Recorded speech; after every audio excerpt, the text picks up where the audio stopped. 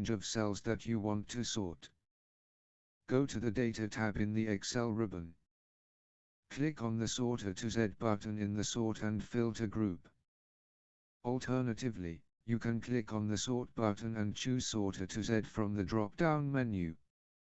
Excel will then sort the selected data in ascending order based on the values in the chosen column or range. If you prefer using keyboard shortcuts, you can also press Alt and D and S to open the Sort dialog box, then select the column you want to sort by and choose Smallest to Largest, or A to Z, from the drop-down menu, and click OK to apply the sorting. This will arrange the data in ascending order, with the smallest values at the top and the largest values at the bottom.